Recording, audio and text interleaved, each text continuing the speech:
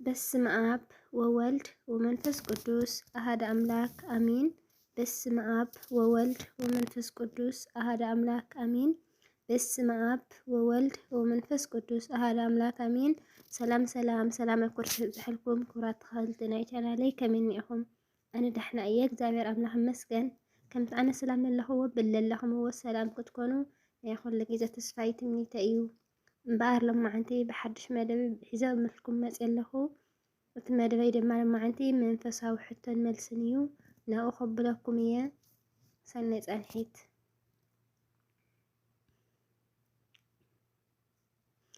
መንፈሳዊ ሕቶ ቁፅሪ 1 ንኩሉ ኣብ ሰማያትን ምድርን ዘሎ ዝረአን ዘይረአን ፍጥረት ዝፈጠረ መን እዩ? እግዚአብሔር ኣምላኽ። ጦቢት ንዝተባሃለ ጻዲቕ ሰብ ዓይኑ ዓዊሩ ብርሃን ዓለም ስኢኑ ድሕረ ምንባሩ ብህመት ዓሳለኺ ዘሕወየ መልኣኽ መን ይበሃል? ሊቀ መላእክቲ ቅዱስ ሩፋኤል ይበሃል። ንድና ቅድስቲ ድንግል ማርያም ኣብ ቤት መቕደስ ዝምግባ ዝነበረ መልኣኽ መን ይበሃል? ሊቀ መላእክቲ ቅዱስ ፋኑኤል። እግዚአብሔር ኣብ ድኳን ዝሓድር መን እዩ? ኣብ ትኸረን ቅድስናኻ ዝነብር ከመን እዩ ዝበለ ቅዱስ ኣቦና መን ይበሃል? ቅዱስ ልቢ ኣምላኽ ቅዱስ ዳዊት። ዳንኤል እንታይ ማለት እዩ? እግዚአብሔር ፈራዲ እዩ ማለት እዩ። መልከ ጻዲቕ ማለትከ እንታይ ማለት እዩ? መልከ ጻዲቕ ንጉስ ዳዊት ንጉስ ጻዲቕ ማለት እዩ። ውሉድ ስኢኖም ብእምነት ዘጓዓዙ ግን ኣምላኽ ለሚኖም ውሉድ ዝረኸቡ ቅዱስ ወላዲ ጥቀስ። ቅዱሳን ውሉድታት ማለት እዩ።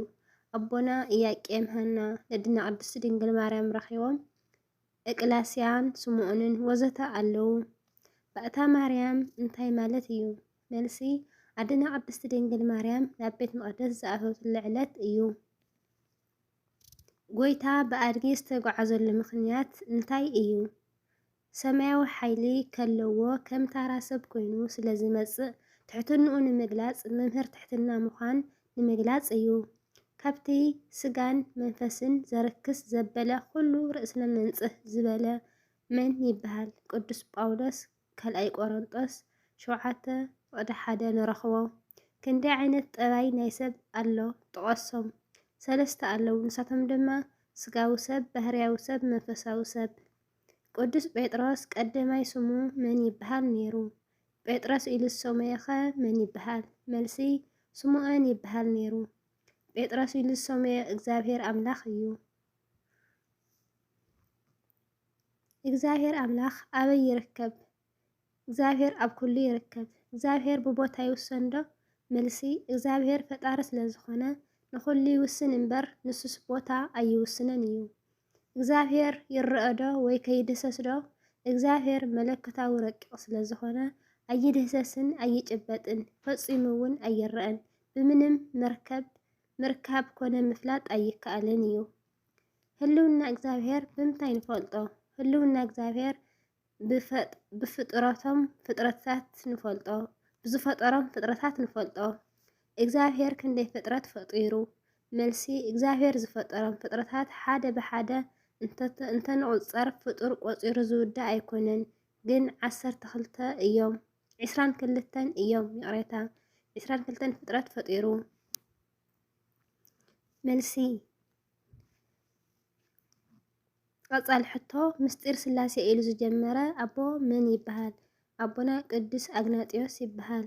ካብ ኩሎም ዓበይቲ እስራኤላውያን ነታ ምድሪ ርስቲ ዝኣተውዋ ክንደይ እዮም ስመዮም?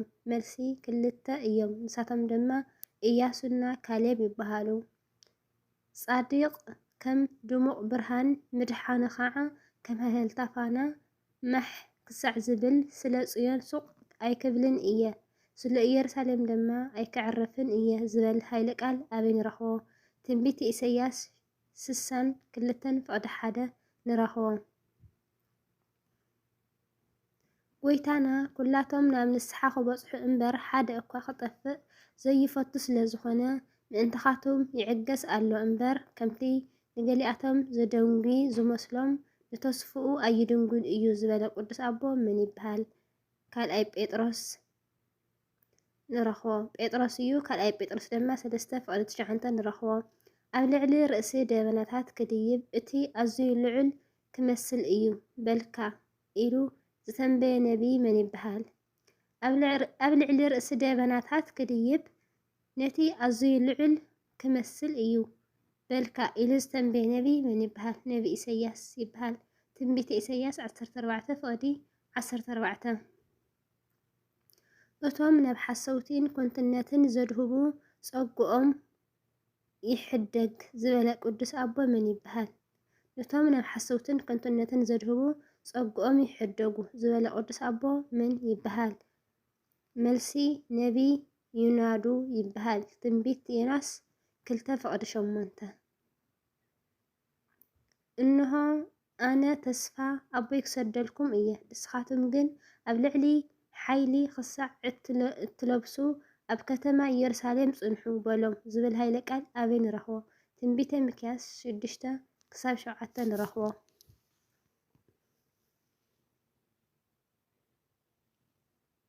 ሓቂ ወይ ጌጋ? መልሲ ጌጋ። ወንጌል ሉቃስ 24:49 ንረኽቦ።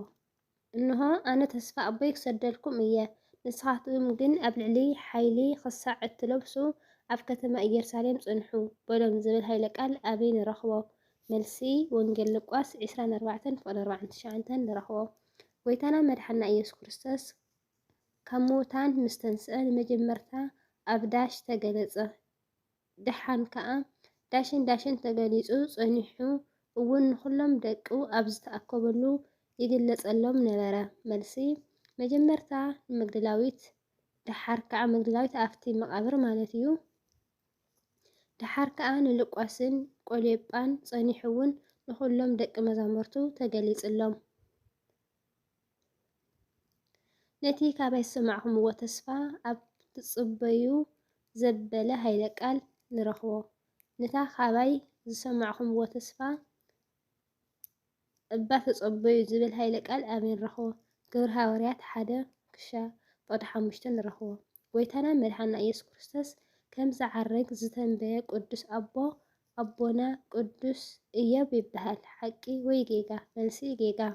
ኣቦና ቅዱስ ዳዊት እዩ። መዝሙር ቅዱስ ዳዊት 47:5 መዝሙር 68:18 መዝሙር ቅዱስ ዳዊት 132:8 ንረኽቦ። ኣብ ቤተልሔም ካብ ሰማያት ናብ ምድሪ ወረይዱ ካብ ደብረ ዘይት ድማ ናብ ሰማይ ዓሪጉ ኣብ ቤተልሔም ግብረ ድሕነት ክጅምር ናብ ሰባት መጺኡ ካብ ደብረ ዘይት ድማ ናይ ግብሪ ድሕነት መዛዘሚ ዝኾነ ኣኽሊል ክቕበል ናብ ሰማይ ዓረገ ዝብል ቅዱስ ኣቦ መን ይበሃል? ኣብ ቤተልሔም ካብ ሰማያት ናብ ምድሪ ወሪዱ ካብ ደብረ ዘይት ድማ ናብ ሰማይ ዓሪጉ ኣብ ቤተልሔም ግብሪ ድሕነት ክጅምር ናብ ሰባት መጽአ ካብ ደብረ ዘይት ድማ ናይ ግብረ ድሕነት መዛዘሚ ዝኾነ ኣኽሊል ክቕበል ናብ ሰማይ ዓረገ ዝብል ቅዱስ ኣቦ መን ይበሃል? መልሲ ቅዱስ ቄርሎስ ዘኢየሩሳሌም። ክርስቶስ ህይወትና ምስ ዝገልጾ ሽዑ ንስኻትኩም እውን ከምኡ ብኽብሪ ክትገልጹ ኢኹም ዝብል ሃይለ ቃል ኣበይ ንረኽቦ? ቆሎስ 3:4 ሰማያት ቅዱስ ስጋ ተቐበለት ምድሪ ድማ ቅዱስ መንፈስ ተውሃበት ዝበለ ቅዱስ ኣቦ መን ይበሃል? ቅዱስ ኣቦና ዮሃንስ ኣፈወርቂ። እቲ ኣነ ካብ ኣቦ ዝሰደድኩም መጽናዕኒዒ ካብ ኣቦ ዝወፅእ መንፈስ ሓቂ ምስ መጸ ግን ንሱ ክምስክረለይ እዩ ዝብል ሃይለ ቃል ኣበይ ንረኽቦ? ቀዳማይ ራእይ ዮሃንስ 5:13 ንረኽቦ።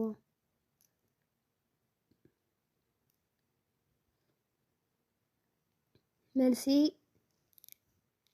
ኣቲ ኣነ ካብ ኣቦ ዝሰደድኩም መጽናዕኒዒ ካብ ኣቦ ዝመጽእ መንፈስ ሓቂ ምስ መጸ ግን ዝወፅእ ይቅርታ እቲ ኣነ ካብ ኣቦ ዝሰደድኩም መጽናዕኒዒ ካብ ኣቦ ዝወፅእ መንፈስ ሓቂ ምስ መጸ ግን ንሱ ክምስክረለይ እዩ ዝብል ሃይለ ቃል ኣበይ ንረኽቦ? መልሲ ዮሃንስ 15:26 ንረኽቦ። ድሕሪ ዕርገት ጎይታና መንፈስ ቅዱስ ወረደ ኮይኑ ግን ናይ መንፈስ ቅዱስ ዕዮ ኣብዚ ምድሪ ጥራይ ዝተሓፀረ ኣይነበረን። ብመንፈስ ቅዱስ ምስ ክርስቶስ ሕብረትን ሓድነትን ስለ ዘለና ስለዚ ናይ ህይወት መብፅዓ ኣብ ሰማያት ኣለና ምክንያቱ ምስ ክርስቶስ ናብ ሰማያት ተወሲድና ኢና ዝብል ቅዱስ ኣቦ መን ይበሃል? ቅዱስ ዮሃንስ ኣፈወርቂ። ዕርገት ክርስቶስን ምውራድ መንፈስ ቅዱስን ንዓና ሓደ ዕድል ከፊትልና ብናይ ክርስቶስ ሰብ ምዃንና ናብ መለኮታዊ ባህሪኡ ክንበጽሕ ንኽእል፣ በዚ ድማ ኣምላኽና ምዃኑ ክንኣምን የኽእለና ዝብል ቅዱስ ኣቦና ይስሐቅ ሶርያዊ ይበሃል። መልሲ ጌጋ ቅዱስ ኣቦና ኣግናጢዎስ ይበሃል። ብመንፈስ ቅዱስ ናብ ወልድ ንበጽሕ ብወልድ ድማ ናብ ኣብ ንበጽሕ ዝብል ቅዱስ ኣቦ መን ይበሃል? ቅዱስ ኤርናዊ ዞልዮን ይበሃል። እምበኣርሲ ጽቡቕ ፍረ ዘይፈሪ ዘበለ ኩሉ ኦም ይቆረጽ ናብ ሓዊ ድማ ይደርበ ዝብል ሃይለ ቃል ኣበይ ንረኽቦ? ወንጌል ማቴዎስ 3:10 ንረኽቦ። ዓመታዊ በዓል ዝኽሪ ሰማዕትነቱ ነቦና ቅዱስ ሲኖሲ ዝሃገረ ቢልካማ መዓዝ ይውዕል? 4 ሰነ። ዓመታዊ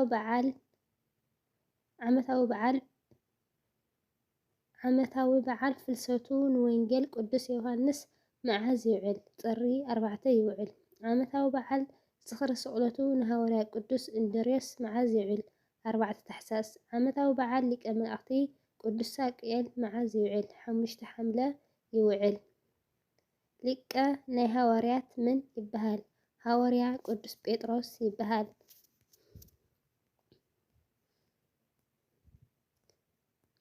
ቀጻሊ ሕቶ ገብርኤል ማለት እንታይ ማለት እዩ?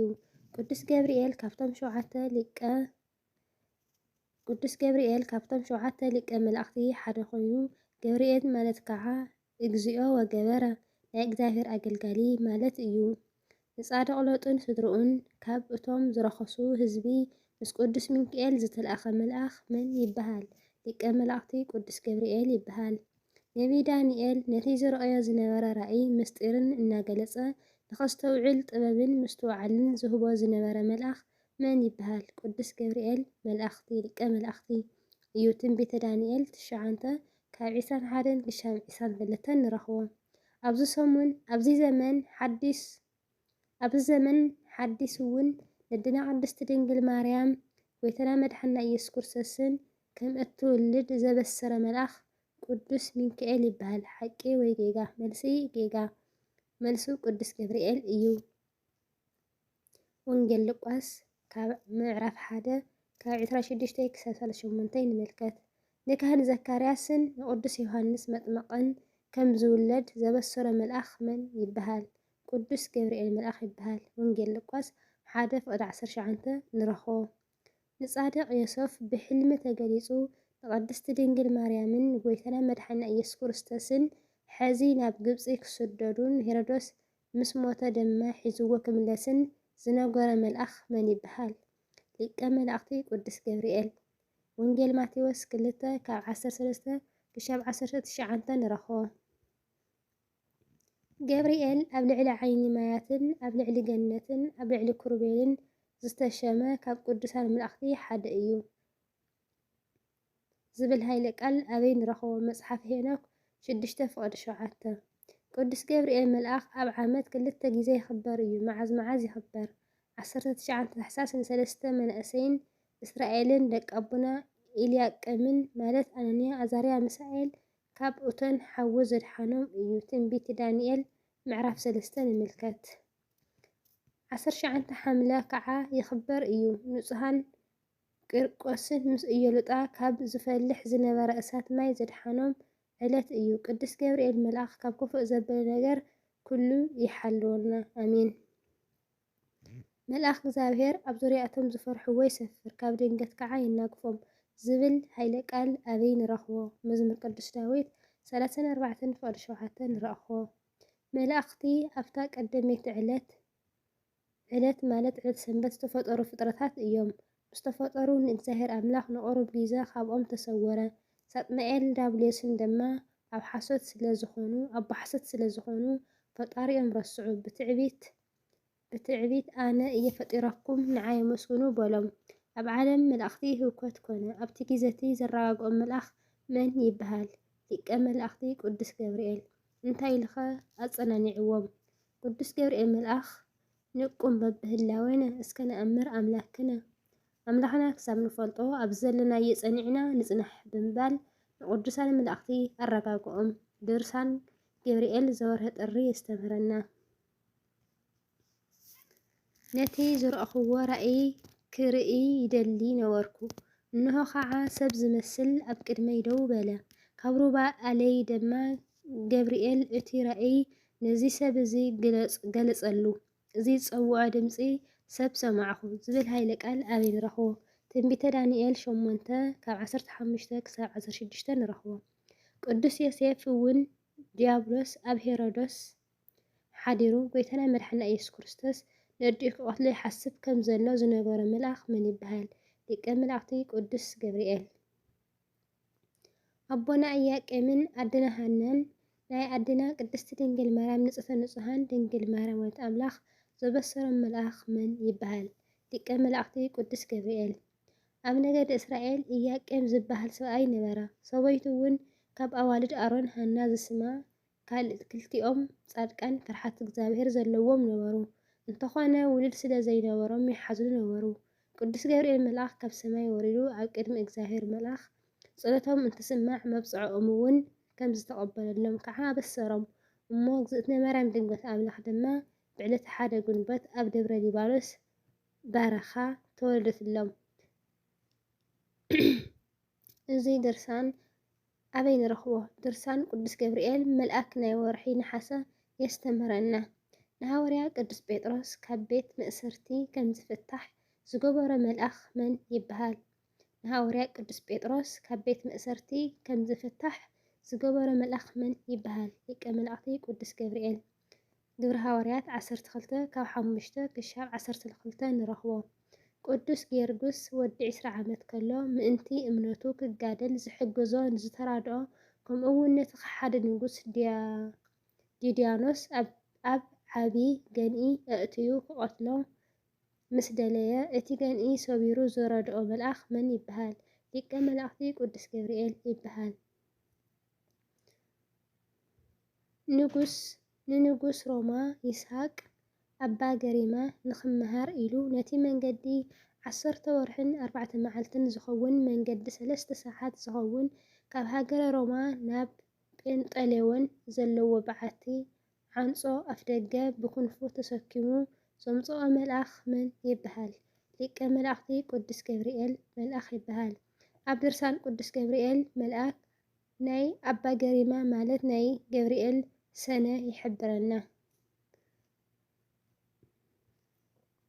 ንዓና እውን ኣብ ሓድሽ ኪዳን ይረድኡና እዮም እምበኣር ኩላቶም መላእኽቲ ነቶም ክድሕኑ ዘለዎም ክሕግዙ ዝለኣኹ ኣብ ኣገልግሎት እግዚአብሔር ዘለዉ መናፍስቲ እዮም። መልእኽቲ ናብ ዕብራውያን 1:14 ካብዚ ቀፂሉ እንሪኦ ጥቕስታት ዘለዉ መላእኽቲ ኣበሰርቲ ምዃኖም የምህረናን ይገስጸናን እዩ። እቲ መልአኽ እግዚአብሔር መሊሱ እንሆ ጥንስቲ ኢኺ ወዲ ከዓ ትወልዲ ኢኺ እግዚአብሔር ናይ ምኽርኺ ኣውያት ሰሚዑ እዩ እሞ ስሙ ኣስማኤል ኣውፅእሉ ዝብል ሃይለ ቃል ኣበይ ንረኽቦ? ኦሪት ዘፍጥረት 16:11 ንረኽቦ። ሙናሄ ዝስሙ ሰብኣይ በዓል ጸርዓ ካብ ዓሌት ደን ነበረ። ሰበይቱ ከዓ መኻን ነበረት። መልአኽ እግዚአብሔር ድማ ነታ ሰበይቲ ተረኣያ ከምዚ እውን በላ እንሆ መኻን ስለ ዝኾንኪ ኣይወለድክን ግንከ ክትጠንሲ ወዲ እውን ክትወልዲ ኢኺ ዝብል ሃይለ ቃል ኣበይ ንረኽቦ? መሳፍንቲ 13 ካብ 2 ክሻብ ካብ 2 መሳፍንቲ መጽሓፍ መሳፍንቲ ምዕራፍ 12 ካብ ፍቕዲ 2 ክሻብ ፍቕዲ 3 ንረኽቦ። እቲ መልአኽ ድማ ከምዚ በሎ ዘካርያስ ጸሎትካ ተሰሚዑልካ እዩ እሞ ኣይትፍራሕ ሰበይትካ ኤልሳቤጥ ወዲ ትወልደልካ እያ ስሙ እውን ዮሃንስ ኢልካ ክትሰምዮ ኢኻ ዝብል ሃይለ ቃል ኣበይ ንረኽቦ? ወንጌል ሉቃስ 1:13 ንረኽቦ። እቲ መልአኽ ከዓ ማርያም ኣብ ቅድሚ ኣምላኽ ጸጋ ረኺብኪ ኢኹ እሞ ኣይትፍርሒ እንሆ ክትጸንሲ ኢኺ ወዲ እውን ክትወልዲ ኢኺ ስሙ ከዓ ኢየሱስ ክትሰምዪ ኢኺ ዝብል ሃይለ ቃል ኣበይ ንረኽቦ? ወንጌል ሉቃስ 1:30-31 ንረኽቦ። እቲ መልአኽ ደኣ እንሆ ንኹሉ ህዝቢ ዝኸውን ዓብይ ሓጎስ ኣበስረኩም ኣለኹ እሞ ኣይትፍርሑ ምክንያቱ ሎሚ መድሓኒና ኢየሱስ ክርስቶስ ኣብ ዓዲ ዳዊት ተወሊድልኩም ኣሎ ዝብል ሃይለ ቃል ኣበይ ንረኽቦ? ወንጌል ሉቃስ 2:10-11 ንረኽቦ። ንሱሲ ተንስኡ እዩ ኣብዚ የለን እቲ ኣብ ገሊላ ከሎ ወዲ ሰብ ኣብ ኢድ ሓጥኣን ክወሃብን ክስቀልን ብሳልሳይ መዓልቲ እውን ክትንስእን ግዲ እዩ ኢሉ ዝነገረክን ዘክርኣ ዝብል ሃይለ ቃል ኣበይ ንረኽቦ? ወንጌል ሉቃስ 26:6-7 ንረኽቦ። ናይ ቅዱስ ገብርኤል ኣብ ሃገርና ማለት ዝተሃነፀ ቤተ ክርስቲያን ግለጽ።